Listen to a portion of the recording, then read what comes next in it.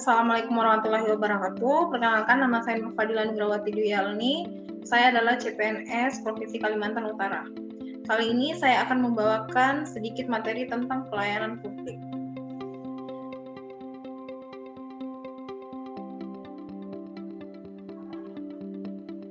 Yang pertama itu identifikasi analisis isu pelayanan publik. Yang pertama itu kepercayaan masyarakat golongan menengah ke atas yang masih kurang atau takut untuk mau datang berobat dan memanfaatkan rumah sakit pemerintah karena dianggap tidak ramah, lambat, jorok, dan lama menunggu pelayanan serta tidak profesional. Yang kedua itu alat-alat kesehatan yang ada di rumah sakit tidak lengkap, sudah berumur tua dan sesuai lagi dengan perkembangan teknologi kedokteran yang berkembang dengan cepat. Yang ketiga yaitu masih kurangnya jumlah SDM kesehatan. Salah satu permasalahan penting yang dihadapi oleh rumah sakit adalah masih kurangnya ketersediaan tenaga kesehatan terutama untuk para medis, sehingga berpengaruh terhadap pelayanan.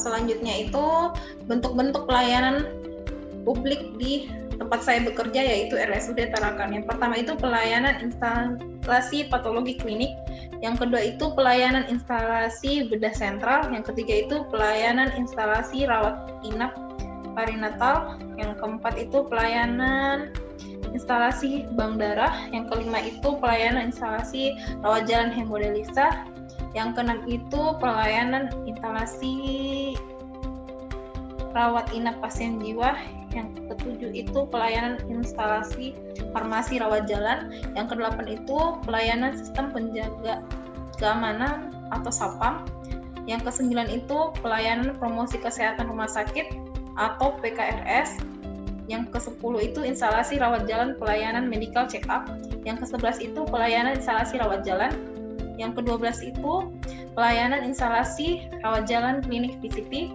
yang ke-13 itu pelayanan instalasi CaseLink, yang ke-14 pelayanan instalasi pengolahan data elektronika atau PDE, yang ke-15 itu pelayanan instalasi K3, yang ke-16 itu pelayanan instalasi farmasi rawat inap, yang ke-17 itu pelayanan kepegawaian, 18 pelayanan instalasi patologi anatomi, 19 pelayanan instalasi radiologi, 20 pelayanan sentral stereo supply departemen atau CSSD, yang terakhir yaitu pelayanan instalasi laundry. Selanjutnya, contoh pelayanan publik yang baik dan yang tidak baik. Contoh pelayanan publik yang baik yaitu selalu menerapkan 5S, senyum, sapa, salam, sopan santun. Yang kedua itu melayani dengan setulus hati, jujur, dan berintegritas. Yang ketiga itu pelayanan yang cepat dan tepat waktu. Yang keempat melayani sesuai dengan SPO. Yang kelima itu pelayanan yang tidak diskriminatif. Yang keenam itu memprioritaskan pelayanan terhadap pasien disabilitas dan emergensi. Yang ketujuh merespon cepat setiap keluhan dan aduan terkait masalah pelayanan serta memberikan solusi. Contoh pelayanan publik yang tidak baik, yang pertama itu tidak ramah, pelayanan lambat, pelayanan yang diskriminatif, dan melayani tidak sesuai dengan SPO. Berikut adalah contoh penerapan pelayanan publik. Yang pertama itu layanan khusus disabilitas. Yang kedua itu contohnya layanan cepat dan tepat waktu seperti yang ada di gambar. Selanjutnya itu tipe-tipe pelanggan. Yang pertama itu ada pendiam. Pendiam ini seperti tidak banyak bicara, ada yang cerewet, arogan, sombong, ramah, dan pembanding.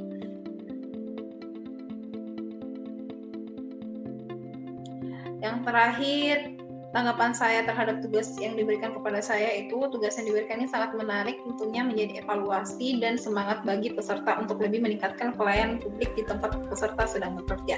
Adanya tugas ini menambah wawasan peserta lebih banyak lagi. Mungkin itu saja yang bisa saya sampaikan. Atas perhatiannya saya ucapkan terima kasih.